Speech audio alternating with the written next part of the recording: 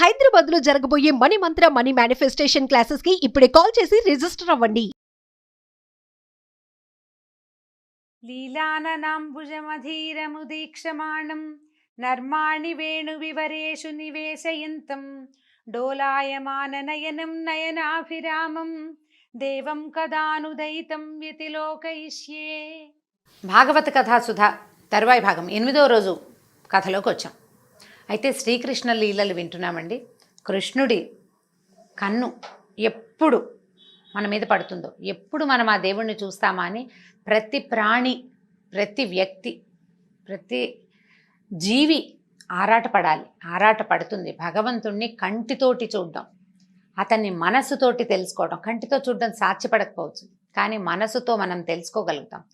ఆ దిశగా ప్రయత్నం చేయాలి జీవించి ఉన్న ప్రతి ప్రాణి కూడా. అయితే ఈ బలరామకృష్ణులకి 6వ సంవత్సరం వచ్చిందని చెప్పుకున్నాం కదా. 5 ఏళ్లప్పుడు అఘాసురుణ్ణి వధించాడు. ఓ ఏడాది గడిచింది, 6 ఏళ్ళు వచ్చేసరికి ఇంకొద్దిగా సాగారు. ఈయన ఏమనుకున్నా అంటే, నందుడు పిల్లలు కొంచెం పెద్దవాళ్ళు అయ్యారు, ఈ చిన్న చిన్న దూడల పని కాకుండా గోవుల్ని తోలే పని నేర్పించాలనుకున్నారు. ఇప్పుడు గోవుల్ని తోలే పని అంటే డైరెక్ట్గా ఇంత చిట్టి పిల్లలకి గోవుల్ని అప్పచెప్పరు. పెద్ద పిల్లలు పెద్దవాళ్లతోటి ఆవులు తోలే దగ్గరికి పంపిస్తారనమాట. ఇప్పుడు 5 ఏళ్ల పిల్లాడు ఉన్నంత ఎత్తే ఇంచుమించు ఆవు దోడు ఉంటుంది. 6 ఏళ్ళు అంటే ఒక రవ సాగుతారు కదా, కొంచెం గోవులు నడుస్తుంటే పక్కకి తప్పుకోవటము అవి కొంత మెలకువలు వస్తాయి. పైగా ఏడాది ఏళ్ళన్నర నుంచి ఈ పని చేస్తున్నారు, దూడలను తోలుతున్నారు కదా, కొంచెం తెలుస్తుందని ఏమనుకున్నారు, ఆవుల్ని మేపే పని కూడా అప్పచెప్పాలనుకున్నారు. అక్కడి నుంచి తమ మిత్రులతోటే కలిసి ఈ మొదటున్న గుంపులోనే ఇంకా కొంచెం చిన్న పిల్లలనేమో దూడల దగ్గర ఉంచి కాస్త పెద్ద పిల్లలతోటి ఏరి తమ రాజకుమారుడి అన్నయ్యని ఇద్దరిని పంపించారనమాట. క్రమంగా గోపాలనలో మెలకువలు నేర్చుకుంటున్నారు. గోపాలనలో మెలకువలు ఏముందండి, ఆవును తోలుకెళ్ళటం, వాడి దారిన అవి నడుస్తుంటే వెనకాల నడవటం, అంతే కదా అని సాధారణంగా అనిపిస్తుందండి. అడవుల్లో తోలేటప్పుడు మెలకువలు కావాలి. తడిగా ఉన్న వైపు గొడ్లని వెళ్ళనివ్వకూడదు. దాన్ని పిలిచే మార్గం తెలియాలి. ఏదో ఏ ఓయ్ అంటే రాదు, దానికి ప్రత్యేకమైన పిలుపులు ఉంటాయి. ఆ పిలుపు ప్రకారమే పిలవాలి. చక్కగా పిలవటం, వాటిని తమ వైపుకి, తాము ఎక్కడున్నామో అక్కడే వాటిని ఉంచుకోవటం. ఏవైనా క్రూర జంతువులు అవి ఉన్న పెలకువ తెలుసుకుని ఆ వైపుకి గోవుని వెళ్ళనివ్వకుండా ఉండడం. సమయపాలన చేయటం, సమయానికి చూసుకుని గొడ్డుకి ఆకలిస్తుందా, దాహం వేస్తుందా, పూలంతసేపు గడ్డి వేసిన తర్వాత దాహం వేస్తుంది, ఆ దాహం వేసిన చిన్నెలు గమనించడం, అదంతా గోపాలనకి ప్రత్యేకమైన విధులు. అవి నేర్చుకోవాల్సిందే. అందుకని ఈ మెలకువలు నేర్చుకుంటారని పంపించారు. ఈ గోపబాలుడు వీళ్ళు ఏం చేశారంటే, వీళ్ళని గోవర్ధన పర్వతం ఎక్కించటలా, వీళ్ళకు కూడా అడవిలోనే ఒక పక్కకి దూడలను తోలుకెళ్లే మైదానాలు వేరు, ఆవుల్ని తోలే అడవులు వేరనమాట. సరే ఏమైందట, ఈ గోపబాలుడు ఆ పక్కకి వెళ్ళేవాళ్ళు. కృష్ణుడికి కంఠం కూడా చక్కటి గొంతట. మామూలుగా ఆయన వేణువు వాయిస్తుండేవాడు. ఎంత బాగుందో, ఇంకోసారి వాయించని పిల్లలు వింటూ ఉండేవాళ్ళు. అందరి పిల్లల దగ్గర ఉండేవి వేణువులు. వినోదానికి అప్పటికి మనకు మళ్ళీ ఫోన్లు ఉన్నాయి, ఏం లేవు కదా. వినోదం, ఆట, సరదా, తర్వాత సంగీతం, వీటిలలోనే రిలాక్స్ అయ్యే పందా ఉండేది అప్పుడు. పిల్లలందరి దగ్గర ఉండేవి. కృష్ణుడిది ఒక ప్రత్యేకమైన బాణి. అసలు ఆయన వేణు వాయిస్తుంటే ఆవులు అటు ఇటు వెళ్ళేవి కాదట. చెవులు దోరబెట్టి ఈయన వైపే చూస్తూ ఉండేవి. ఆయన ఎక్కడుంటే అక్కడికి వచ్చేసేవి. ఆవు కృష్ణుడున్న దగ్గరే ఉండేవట. ఈ పిల్లలు కూడా మైమరిచిపోయి వినేవాళ్ళు. తర్వాత ఒక్కొక్క ఆవుకి ఒక్కొక్క పేరు పెట్టేవాడట ఆయన. మంజులవాణి, మృదుభాషిణి, ఇట్లా చొప్పున ఒక్కొక్క ఆవుని పేరు పెట్టి పిలుస్తుంటే అసలు ఆ పిలిచే పిలుపుకి, ఆ పిలుపు తమ కోసమే ఉంటే బాగుండేది అనిపించేదిట. అంత అత్యద్భుతమైన స్వరం, అంత మెస్మరైజింగ్ వాయిస్ అన్నమాట. ఏ ఆవుని పిలుస్తున్నాడో ఆ ఆవు రావటం కాదు, ఇంకొక ఆవు నన్ను పిలవటం లేదేమిటని చూసేదన్నమాట. గోపబాలుడు అందరూ కూడా, గోపాలకులు కూడా, ఏం కంఠం, ఈ కంఠం వినడానికే పుట్టాం కదా మనం అని అనిపించేది. ఆ కంఠస్వరం కూడా అట్లా మేఘ గంభీరమైన కంఠస్వరం, చాలా బాగుండేదట. 6 ఏళ్ల పిల్లవాడి, పసివాడి కంఠం కాదు, పిలిచేసరికల్లా ప్రాణాలతో పరిగెత్తుకొచ్చే, పంచప్రాణాలు ప్రభువుని చేరాలనిపించేంత అత్యద్భుతమైన పిలుపులు, అంత అద్భుతంగా ఉండేదట. అయితే ఈ గోపబాలుడు తరచుగా వెళ్ళే అడవి పక్కన ఒక పెద్ద తాటితోపు ఉండేది. ముందు ఈ వాయించుకున్నారు, ఆడుకున్నారు, యమునలో ఈతలు కొట్టారు. చాలా హడావిడిగా సరదాగా అంతా సాగుతూ ఉంది. రోజుల తరబడి గడుస్తున్నాయి. అట్లా ఋతువులు మారుతుంటే, రోజులు మారేసరికల్లా వాతావరణం మారుతూ ఉంటుంది. ఎండగా ఉంది, నీడగా ఉంది, అలా ఉంది, ఇలా ఉంది అని భావిస్తూ ఉంటారు. ఇప్పుడు ఎండ పెరిగింది, రేపటి నుంచి ఎండ పెరుగుతుంది, ఈ కార్తె వచ్చింది, ఇవన్నీ లెక్కలు ఉంటాయి కదా, పల్లెటూరి లెక్కలు. ఇప్పుడు కూడా మనకి పల్లెటూళ్ళల్లో ఆ లెక్కలు ఉన్నాయి. ఇక అప్పటి కాలంలో పూర్తిగా సూర్యుడిని చూసే గమనాన్ని బట్టే కార్తెలు అవి నిర్ణయించుకునేవాళ్ళు. అయితే ఈ గోపబాలురులో ఒక కుర్రవాడు ఏం చెప్పాడంటే, మీ ఇద్దరు చాలా బలశాలు, ఇప్పుడు చిన్న పిల్లాడే వాళ్ళని వీళ్ళని కొట్టేస్తాడు, ఎవరైనా వచ్చారంటే వాళ్ళ అంతు చూస్తాడు. ఇక వాళ్ళ అన్నయ్య అంటే ఈయన కాళ్ళు పిసికే అన్నయ్య ఇంకా ఎంత గొప్పవాడు. పిల్లలు ఆడుకునేటప్పుడట కృష్ణుడు ఎవరో ఒకళ్ళ ఒళ్ళో తలబెట్టుకుని పడుకునేవాడు. కొంతమంది పిల్లలు కృష్ణుడి ఒళ్ళో పడుకునేవారు. అప్పుడప్పుడు బలరాముడు పడుకుంటే మా అన్నయ్య కదా మరి, అందుకని కృష్ణుడు ఆయన దగ్గర కూర్చుని పాద సంవాహన కాళ్ళు పిసికేవాడట. బలశాలి అయిన వాడు ఒక అన్నయ్య కాళ్ళు పిసుకుతున్నాడంటే ఆ అన్నయ్య ఎంత గొప్పవాడు, ఆయన ఇంకా బలశాలి. కాబట్టి మీ ఇద్దరు ఇంత గొప్పవాళ్ళు.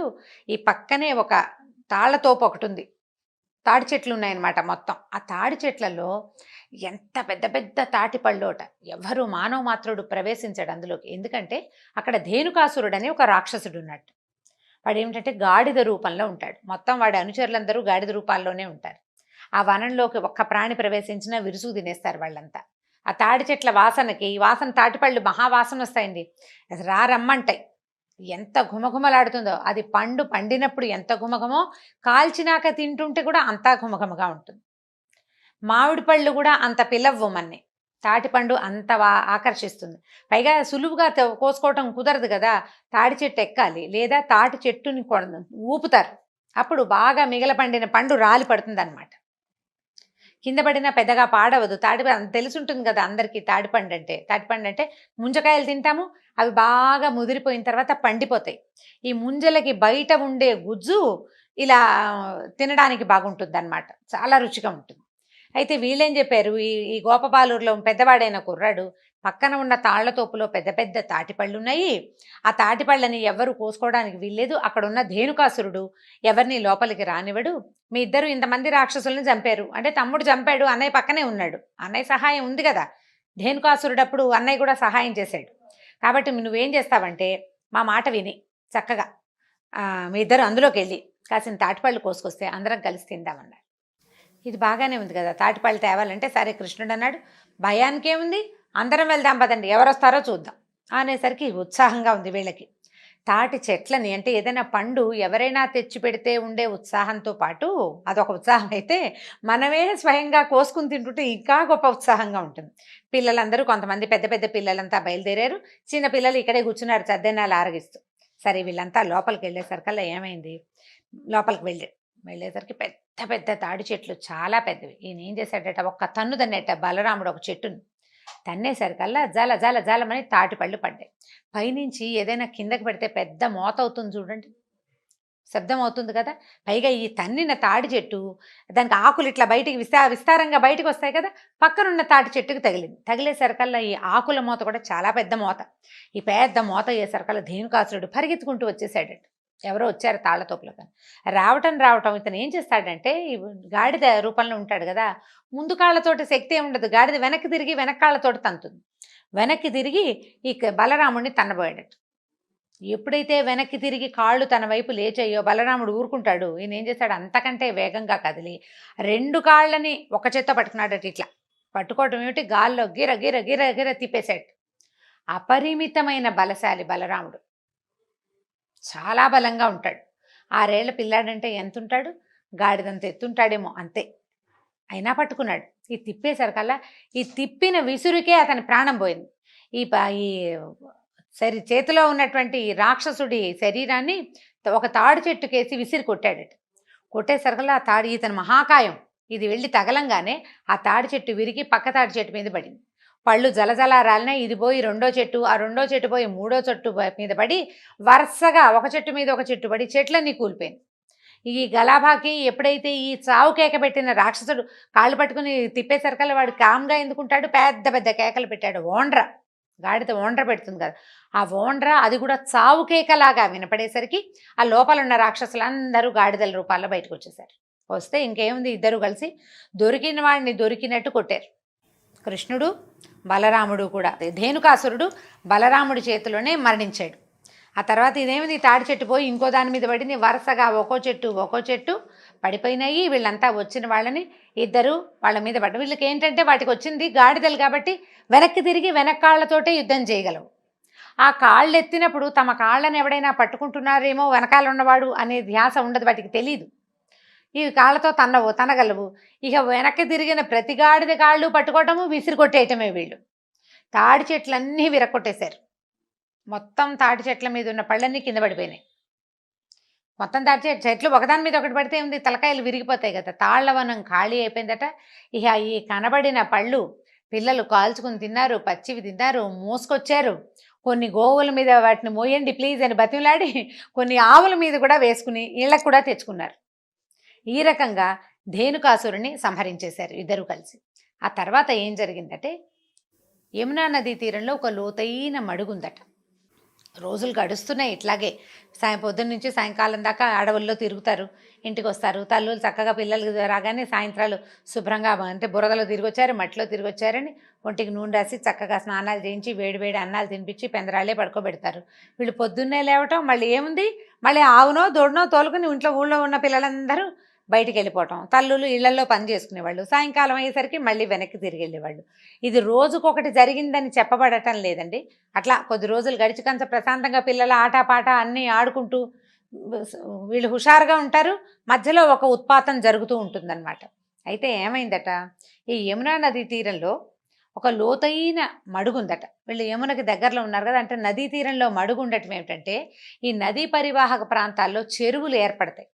సాధారణంగా ఏం చేస్తారంటే, చెరువులు కొంచెం ఊళ్ళకి దగ్గరగా తవ్వుకుని ఈ నది నుంచి కాలువలు ఏర్పరచుకుని కాలువలో నుంచి నీళ్లు ఆ చెరువుల్లోకి పారేటట్టు, ప్రతిసారి నది దాకా రావక్కర్లేకుండా అన్నమాట. ఇట్లా మానవ నిర్మితాలైన మడుగులుండేవి. కొన్ని సహజంగా వానలు పడ్డప్పుడు గుంటలు ఏర్పడి క్రమంగా అవి మడుగుల్లాగా ఫామ్ అయ్యేవి. అట్లా ఏర్పడిన ఒక మడుగుందట. ఆ మడుగులో కొన్ని విషసర్పాలు ఉన్నాయట కొంతకాలంగా. అదేంటంటే, ఆ మడుగులో నీళ్లు విషమయంగా ఉంటుంది. ఎప్పుడు చూస్తే తుక ఉడుకుతున్నట్టు ఉంటుంది. అంతా విషమేట దాని నిండా. దాని దగ్గరికి ఎవ్వరూ వెళ్ళరు. జంతువులకి వాటికి స్పష్టంగానే తెలుసు. అయితే ఈ పరీక్షన్ మహారాజుకి సుఖమహర్షి చెప్తున్నాడు, కృష్ణుడు ఆ మడుగులో నీళ్ళని శుభ్రం చేశాడు, అక్కడున్న సర్పాలని తరిమేశాడు, ఆ నీటిని తపానయోగ్యంగా తయారు చేశాడు అని చెప్పేసరికల్లా పరీక్షిత్తుకి సందేహం వచ్చింది. ఎలా?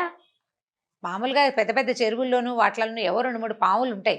అవేవో ఉన్న కప్పలనో చేపలనో పురుగులనో తినడానికి, నతగుళ్ళని వాటిని తినడానికి వస్తాయి. కానీ ఒక మడుగే పూర్తిగా సర్పాలకి ఆలవాలంగా ఎలా అయ్యింది, ఎలా విషతుల్యం అయిపోయింది, అక్కడ ఉన్న నీరు విషతుల్యం అయిపోయింది అంటే ఏదో ఒక చుక్క వేస్తే కాదు కదా, మడిగేడు నీళ్ళలో ఇంత విషం వేస్తే కాదు, దాని నిండా అది ఎంత ఉందో ఎత్తుకు ఎత్తు విషం ఉంటేనే విషతుల్యం అయిపోతుంది. ఎలా జరిగింది అని అడిగితే ఈయన చెప్తున్నాడు సుఖమహర్షి, ఆ మడుగులో కాళీయుడనే మహాసర్పం తన పరివారంతో నివాసం ఉండేది. వాటి విషం చేత నీరు మరుగుతోందనిపించేదట. తర్వాత ఆ నీటి స్పర్శ తగిలిన, ఆ నీళ్ల మించి వచ్చే గాలి తగిలిన ఏ జీవి బతికేది కాదట, బతకదు. ఆ సమీపంలో వచ్చే జంతువులు, ఆ పైన గాల్లో ఎగిరే పక్షులు కూడా ప్రాణం పోయి పడిపోయేవి. అక్కడి నుంచి చుట్టుపక్కల ఉన్న చెట్లన్నీ ఆ వేడి గాలికి అన్నీ చచ్చిపోయేవట.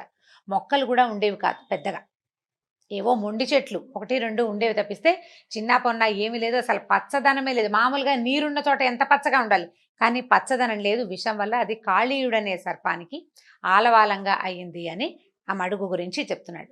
రేపటి కథలో మనం కాళీమర్దనం కథ విందామండి. సాకల్యంగా తొందరగా చెప్పడానికి అది నిదానంగా చెప్పుకుందాం. ఇంతటితోటి ఈరోజు భాగవత కథాసుధ సమాప్తం. నమస్కారం.